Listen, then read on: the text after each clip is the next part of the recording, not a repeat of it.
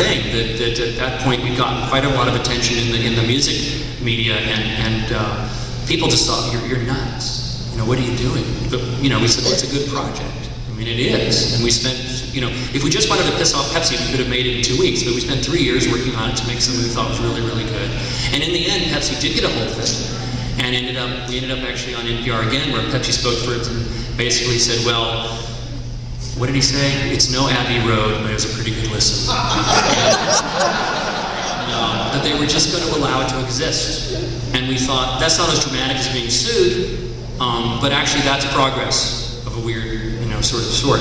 And so nowadays, you know, again, for Negativland, we're really trying to think of new and different things to do with our work and what we're doing, because there is just so much collage out there that to some degree, I have this feeling like as if my mission on Earth has been, you know, if I was here for a reason, like maybe I've accomplished it. So, if I get run over tonight when I step out of the theater, it's okay. I did my job. So, but I love seeing, you know, the other thing is that collage is so easy to do that it's easy to do there's a lot of really shitty, awful collage. And so, you know, but it's hard to find the good stuff. And like, you know, Girl Talk is someone whose work I really do enjoy. I really think he's very, very good at what he does. Very sharp. So, probably didn't answer your question. There. We have a few more moments. Yes? Following from the you know, hate speech can't be art. And if you go from there to the idea that, or you add to that the idea that television shows exist to get us to watch commercials, that's nothing on television can ever be art. Discuss. I don't know, sure. What the heck? You happy? All right. No, it's an interesting question, but that makes my head hurt. But sure, there's good things on TV. I mean, The Daily Show with Jon Stewart is a lesson in media literacy every night. That's what that show is. He seems more radical, by the way, he seems more radical than he actually is. If you watch him enough, there's these moments when he really does pull back from really taking the logic of his critique all the way. Yeah. He doesn't. He really, I think he's softer on things than it kind of seems like. But I think it's an extraordinary show for imagining teenagers and kids growing up with that on TV and watching it, because it should be a requirement in all high school in America that we should have a course in media literacy. Have to, because we're drowning in it, but we don't. So I like that. That show's pretty good. That show is pretty amazing. So let's do one more question. Who has the best question? Yes. Fight over it. YouTube. YouTube is now using automated processes to check for Warner Music Group commodities that are being used. Yes. And they're shutting off audio and removing videos. I'm just curious what you think is the best way to counteract that. Oh, I don't know if everyone can hear that, but the YouTube is using various types of algorithms and software to automatically track down and do takedown notices on various clips on YouTube that are using elements of their intellectual property. Right? That's what you're saying? Yeah. So I don't know. You just put more stuff up. How do you? Or what your question again? There's also the method. The method to contest it. YouTube's using fear to dissuade people from contesting these. They say if you're unsure, get a lawyer. Yes. And I'm just curious, other than sharing information, if you have any thoughts on how to counteract it.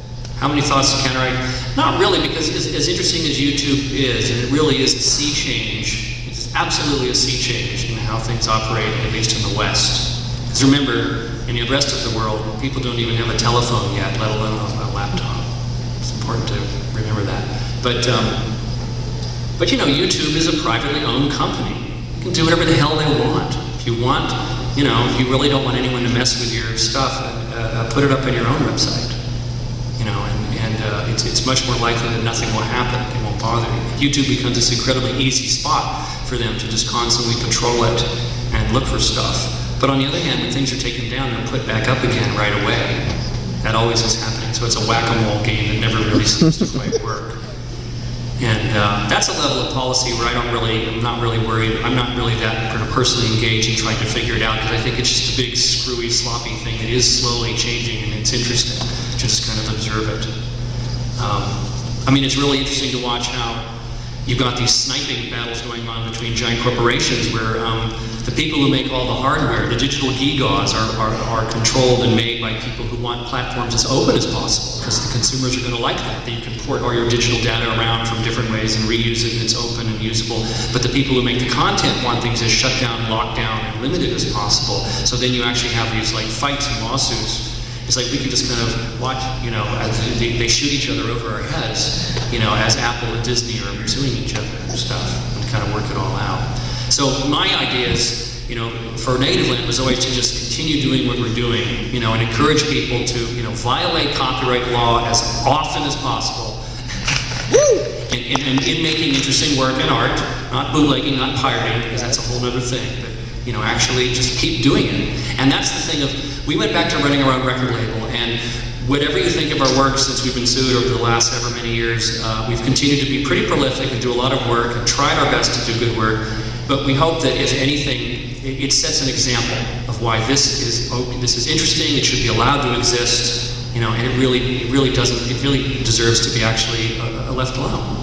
So. But your pushing isn't actually a violation of copyright law.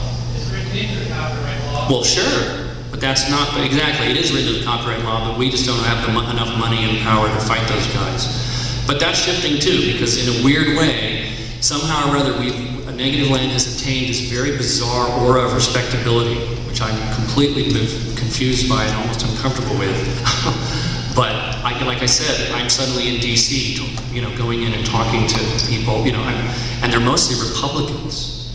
That's the weird thing. The ones who actually agree the copyright law has kind of gone off the rails and is being kind of misused and abused by corporations. Most Democrats, you'd think, would understand it, but Democrats are heavily funded by Hollywood and by the music industry. And so they're actually all more in the pocket of the IP owners. And it turns out it's the Republicans that are the ones that are more on the side of things being open. So anyway, I have to wrap it up, and thank you again. And I want to leave you with one last little blast of something that I think you'll enjoy. And it's an interesting example of what is this exactly? Is it collage? I don't know, because this is made completely from one single thing. There's nothing added. It's just been rearranged. So I hope you enjoy it. And again, I'll be around. I'll be out in the lobby with all the merch crap and hanging around. I'll be here for the fest. The discussion tomorrow with the lawyers should be very interesting. And then Brett's film on Saturday, I'll be here for that. So thank you.